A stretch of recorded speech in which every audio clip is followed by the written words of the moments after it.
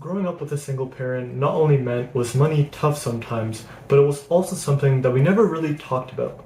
And I realized how detrimental this was when I got to medical school because I realized that talking about money and ways to make it is such an important asset for financial stability in school and life. So in today's video, I'm going to be talking about the ways that I fund my medical school tuition and ways that you too as a student can make some money. So let's dive into it, and I'll be providing real numbers as well. Part 1. Government grants and loans.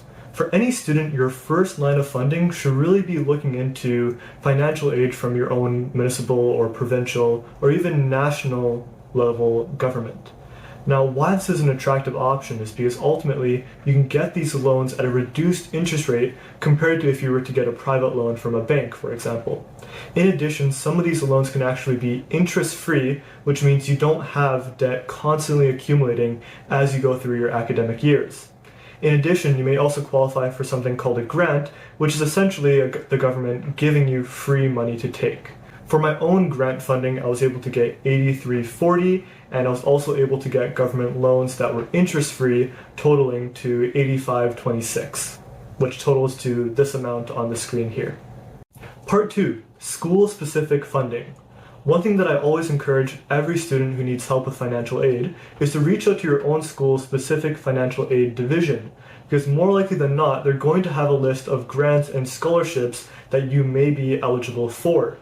Now, the caveat here is that some of these scholarships can have very niche criteria. However, after reaching out to the staff, they let me know that there's a general grant application that is available to students, and I was fortunate enough to able to secure $63.75 from this funding source.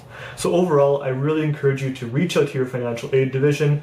More often than not, I think they're going to be great people that will be able to help you with this area. Part 3. Working part-time during the school year. When I first got my acceptance letter for medical school, I immediately started reaching out to research staff at my university, and I wanted to email them for paid research opportunities. Now, having extensive experience from my undergraduate years, I thought it would be easy. However, after sending out about 25 personalized emails, I ended up only getting 2 responses. One person didn't want to pay me, but fortunately the second person was able to pay me and brought me on board. Overall, part-time research during the school year for about 5 to 10 hours a week has netted me about $2,000 so far. In addition, I've also recently started working as a part-time medical school interview coach, which has been a great and wonderful experience helping students, and that has brought in about $3,000 so far. One thing I do want to comment on is that as a medical student, that is a very well in-demand skill. However, I do encourage you to still also provide services for free to students who are in need. Step 4. Summer jobs. So that was the income that I brought in so far from August 2022 to now March 2023. However, I do want to briefly comment on my plan going forward and my plan for the summer, where we fortunately have time off. Now, something that students often do during medical school is work part-time as a research assistant over the summer years. And that typically brings in about $7,600. And fortunately, I was able to secure 2 jobs over the summer where I'll be working, so that should bring in around the ballpark of $15,000, which I'll add onto the screen here. In addition, one thing that medical students can do is work in private clinics, which is something that was advertised through my schooling program, which should bring in about $2,400. So the numbers I may be saying may be a bit off, but I'll be adding them onto the screen overall to give you an accurate picture of what's possible. So there's that. There's the whole amount that you've seen added up. In total, that results into a bit over $45,000, which can be little or a lot depending on where your medical school is or the cost of living in your area.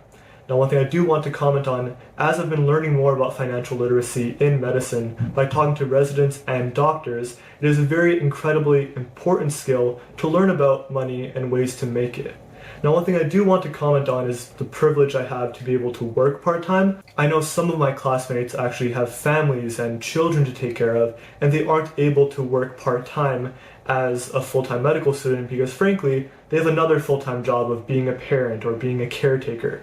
So ultimately, I want to leave you with the message that everyone has their own timeline and path towards medicine, or if you're an undergraduate student watching this, you also have your own timeline. I think the most important thing is being able to manage debt, being able to, not accumulate large amounts of debt going forward so you can set yourself up for financial stability. If you have any questions about things that I mentioned in this video, please comment them down below and I'll be happy to elaborate them or explain it more in depth there. See ya.